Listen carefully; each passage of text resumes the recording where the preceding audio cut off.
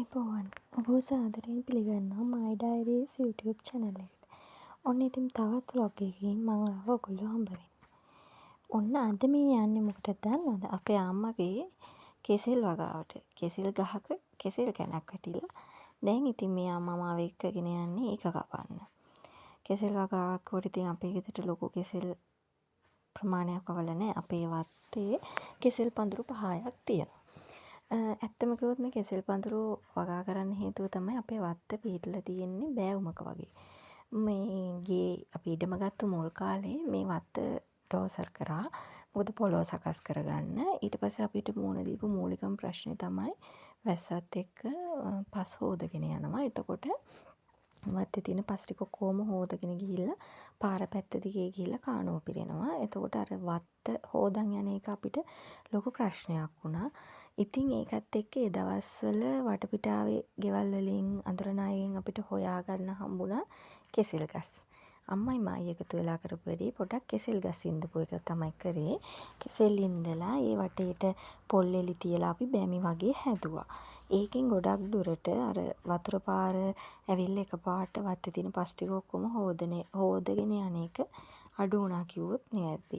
ඊට පස්සේ ඉතින් අපි වැලි කොට්ට ගෙනල්ලා ගහලා වැලි කොට්ට උර ගහලා පොර බෑග් වලට පස් පුරවල කොට්ට වැටි ගහලා එහෙම ටික ටික ඉතින් සකස් කරගත්තා. ඇත්තම කිව්වොත් ඒවා හරිම తాවකාලික විසඳුම්. දීර්ඝකාලීන විසඳුමක් විදියට ඉතින් වැටි දාන්න ඕන. ඒක කරගන්නකම් සහ අපේ එතකන් වත්තේ තියෙන දැන් අපි පෝර එහෙම දැම්මහම ඒවා හොදගෙන යනවනේ. ඒක වළක්ව ගන්න තමයි ඉතින් අපි පොල් එලි තියලා පේලියට තට්ටු ක්‍රමයට ඒ අතරට කෙසෙල් ගස් වගා කරලා තියෙනවා.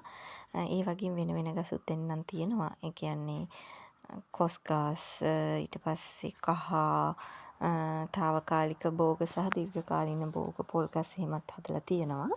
ඉතින් කොහොම හරි ඉන්නේ ඒ කාලේ හදපු ඒ කෙසෙල් ගස් වලින් ඇත්තටම අපිට ගොඩක් ලොකු ඵලදාවක් තිබුණා. සාමාන්‍යයෙන් මාස 2-3කට සැරයක් ඒගොල්ලෝ අපිට කෙහෙල් කැණක් දෙනවා.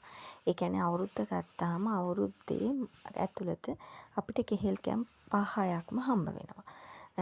ඉතින් ඒ කෙසෙල් ගස් වලින් අම්මගේ ඔපරේෂන් එකත් එක්ක ටික කාලයක් අම්මා ස්පිරිතාලේ නතර වෙලා හිටියා මාස 3-4ක් විතර. ඒ කාලය ඇතුළත ඇත්තටම වත්ත නඩත්තු වුණේ නැහැ.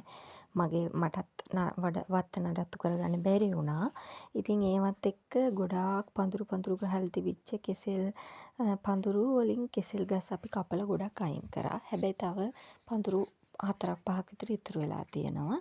ඒ ඉතුරු වෙලා තියෙන පඳුරු වලින් තමයි දැන් මේ කෙසෙල් කෑන් වැටිලා තියෙන්නේ. මේක ඇඹුල් කෙහෙල් කැණක් එකම පඳුරේ ගස් දෙකක කැන් වැටිලා තියෙනවා. දැන් එකක කාලේ හරි.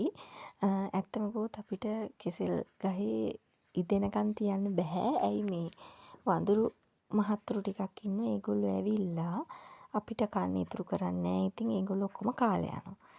ඒක නිසා ටිකක් වේලාසනින් අපි කෙසෙල් ගහේ කෙසෙල් කැණ කැපුවා. ඔන්න ඔහොම තමයි ඉතින් ওই වීඩියෝ එක. මගේ channel එකත් එක්ක එකතු වෙන්න කියලා ආරාධනා කරන ගමන් මං ගිහින් එන්නම්.